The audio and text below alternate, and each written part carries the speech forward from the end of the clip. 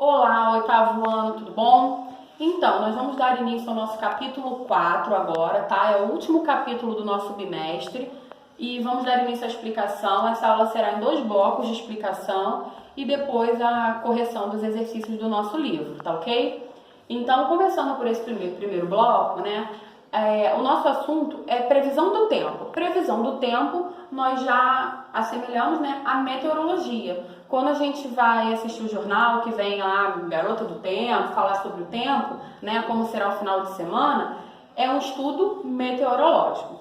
Então, essa previsão do tempo, ela é importante para diversas áreas, né?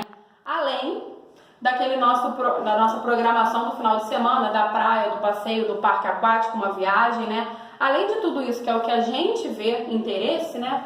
Ela também é importante para a agricultura, porque se tiver muita chuva, tem plantações que não servem, né? Tem época que é para irrigar o solo, então vamos plantar, que vai ter irrigação do solo, vai florescer. A pecuária, uma boa época para pesca, né? Dependendo da maré. Decolagem de avião, né? O avião, ele tem a torre de controle, ela tem que verificar a previsão do tempo, ou seja, como vai estar, né, o tempo em todo o trajeto que ele vai fazer, para não ter aquelas turbulências e tudo mais.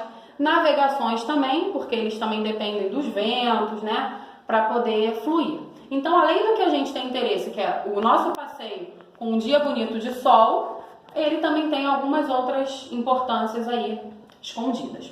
Então, o significado de meteorologia, né, é a ciência que estuda os processos atmosféricos e a previsão do tempo, estudando os fenômenos atmosféricos e suas interações. Ou seja, ela vai estudar tudo o que acontece na nossa atmosfera, poder prever o tempo, né, que vai estar daqui a 2 dias, 3 dias, não podendo se prolongar muito, porque senão tem mais chances de erro.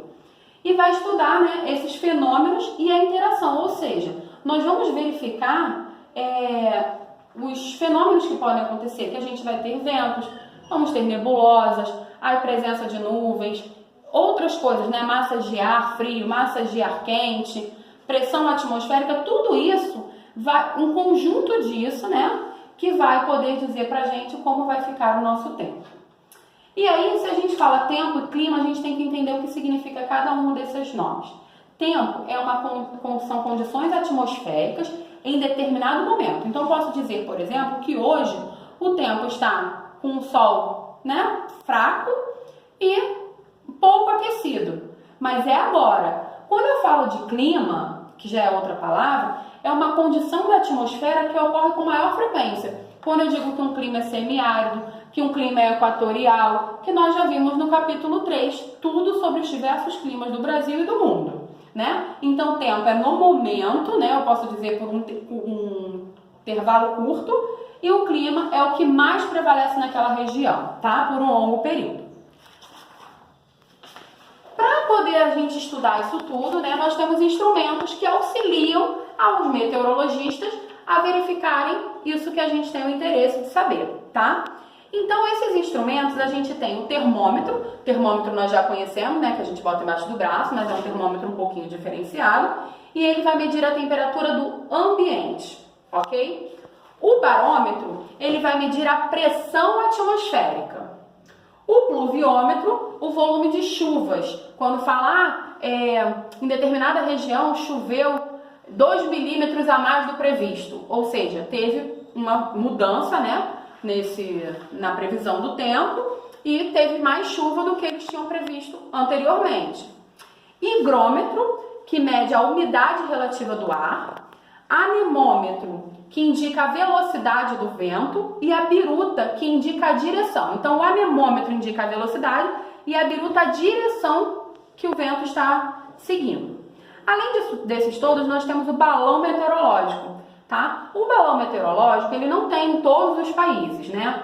Mas ele é muito interessante porque ele é utilizado para transportar uma sonda tipo um drone, né? Que vai medir a pressão e a umidade relativa do ar naquela região.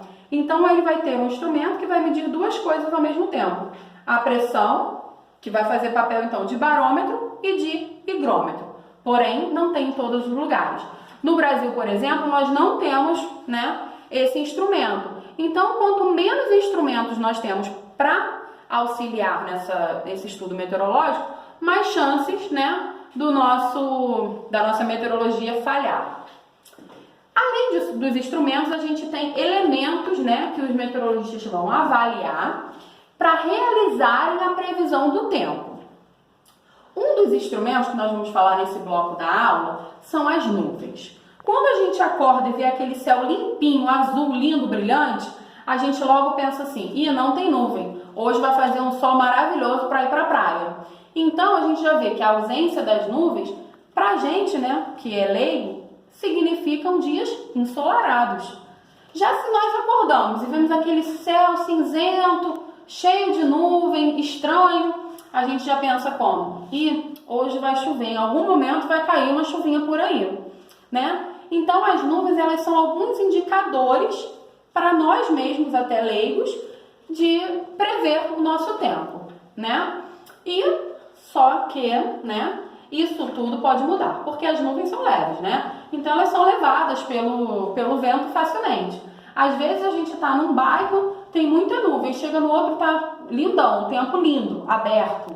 Mas a qualquer momento essa nuvem pode ser carregada para outra região. Então, essa previsão que nós fazemos baseada nas nuvens, ela pode mudar facilmente de uma hora para outra, de acordo com a velocidade e a direção do vento naquela região. Então, por isso que nós falamos que para estudar meteorologia é um arranjo, ou seja, é a união de diversos fatores para dar um único resultado.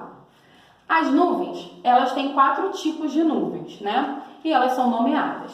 Por exemplo, nós temos as nuvens no tipo, né? Nome dela, nuvens estratos.